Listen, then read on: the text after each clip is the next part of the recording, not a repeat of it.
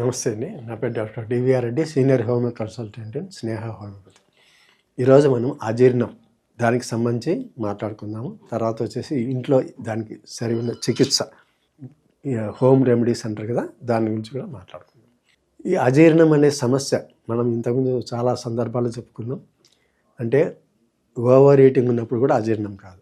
రెండవది సరైన యాసిడ్స్ తయారు కాకపోవడం, అంటే ఇన్ టైంలో తినకపోయినా కూడా ఇర్రెగ్యులర్ ఫుడ్ హ్యాబిట్స్ ఉంటే అజీర్ణం అనేది వస్తుంటుంది. తర్వాత తిన్న వెంటనే పడుకోవడం, వాకింగ్ కానీ ఇలాంటివి ఏం లేకుండా తిని పడుకోవడం వల్ల కూడా డైజెషన్ అనేది కాదు. మరి డైజెషన్ కాకపోతే ఏమవుతుంది అని అంటే తీసుకున్న ఆహారం అట్లనే ఉండిపోతుంది, స్లోగా వెళ్ళిపోతుంది. మన శరీరానికి అవసరమైన పోషకాలు అందవు. ఎందుకంటే డైజెషన్ అయితేనే పోషకాలు రిలీజ్ అవుతాయి.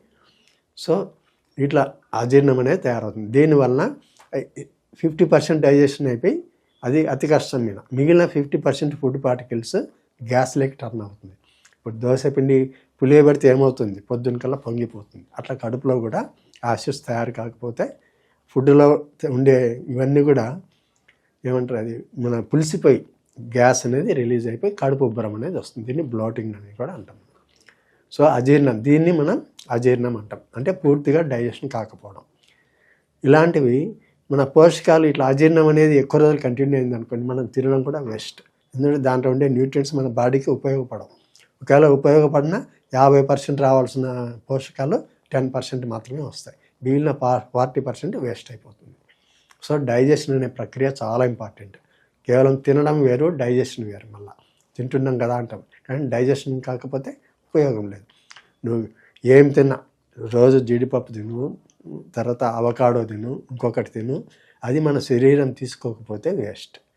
శరీరం ఎప్పుడు తీసుకుంటుంది? జీర్ణశక్తి, జీర్ణక్రియ బాగుండాలి. జీర్ణక్రియ బాగుంటే మనం బాదం పప్పు తిన్నా, ఇంకొక పప్పు తిన్నా దాంట్లో ఉండే పోషకాలన్నీ మన శరీరం తీసుకుంటుంది. సో నేను తింటున్నాను కాబట్టి ప్రతి దాన్ని అబ్జర్వ్ చేయాలి. ఏదో తినడం ఒక్కటే కాదు క్రియ, దాన్ని చక్కగా డైజెషన్ అవుతుందా లేదా, డైజెషన్ కాకపోతే ఎందుకు కావట్లేదు, సో దానికి తీసుకోవాల్సిన జాగ్రత్తలు ఏంటి, ఇవి ఫాలో కావాలి. అంటే ఆహారం తీసుకున్న వెంటనే పడుకోకుండా రాత్రిపూట అయితే ఒక 20 నిమిషాలు వాకింగ్ చేయాలి. 20 నిమిషాల తర్వాత కొంత సెట్ అయిపోతుంది. అప్పుడు లెఫ్ట్ సైడ్ పడుకునేటప్పుడు కూడా లెఫ్ట్ సైడ్ పడుకుంటే జీర్ణక్రియకు కూడా ఇంకొంచెం సపోర్ట్ ఇచ్చినట్లు అవుతుంది. ఎట్లా అంటే అట్లా పడుకుంటాను అని కుదరదు. లెఫ్ట్ సైడ్ జీర్ణాశయం ఉంటుంది కాబట్టి మనం తీసుకున్న ఆహారం అక్కడే ఉంటుంది. కొంతసేపు డైజెషన్ అయిన తర్వాత నెక్స్ట్ పోతుంది అన్నమాట పక్కకు. సో ఇలాంటి జాగ్రత్తలు పాటిస్తూ మనం ఇంకా మన మంచి పోషకాలు, విటమిన్స్ ఉండేటివి ఇవన్నీ జాగ్రత్త పాటించాలి. ఆకుకూరలు, మసాలా పొడి తక్కువ తినడం, ఇవన్నీ చేయడం వల్ల మనకు శరీరానికి అవసరమైన ప్రోటీన్స్, విటమిన్స్, కార్బోహైడ్రేట్స్ ఏవేవి ఎంత శాతం ఉండాలో అన్నీ వచ్చేస్తాయి మనకు. అజీర్ణం అనేది కూడా రాదు సమస్య.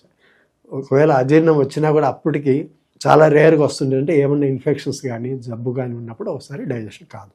సపోజ్ జ్వరం వచ్చింది, నేను చికెన్ తింటానంటే డైజెషన్ కాదు ఆ టైంలో.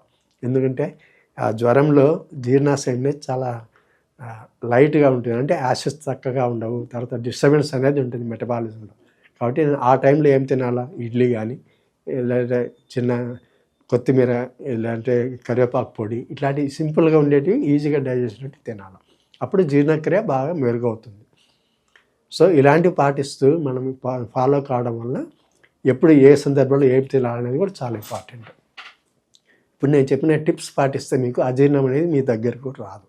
ఒకవేళ అజీర్ణం వచ్చినా కూడా ఏం చేయాలంటే శొంఠి పొడి తీసుకొని దాంట్లో కొంత బెల్లం కానీ లేదా ఏమైనా వేరే షుగర్ కానీ కొంచెం, అంటే కలకండ అని దొరుకుతుంది, కలకండ 2 పౌడర్ కొట్టుకొని తినడం వల్ల కొంత అపిటైట్, అంటే అదే ఆకలి అనేది పెరుగుతుంది. దీనివల్ల అజీర్ణ సమస్య తగ్గిపోతుంది. తర్వాత ధనియాల రసం అంటే కొత్తిమీర వాడుకున్నా కూడా, కొత్తిమీర పొడి ఇట్లాంటివి వాడుకున్నా కూడా అజీర్ణ సమస్య తగ్గిపోతుంది. సో ఈ రకంగా మనం హోమ్ రెమెడీస్ చాలా మనం తీసుకునే డైట్ కరెక్ట్గా ఉండి టైం టు టైం తినడం, తర్వాత నిద్ర చక్కగా పోవడం, తర్వాత తిన్న వెంటనే ఒక 20 నిమిషాలు వాకింగ్ చేయడం వల్ల చాలా మన సమస్య అనేది క్లియర్ అయిపోతుంది. నమస్తే.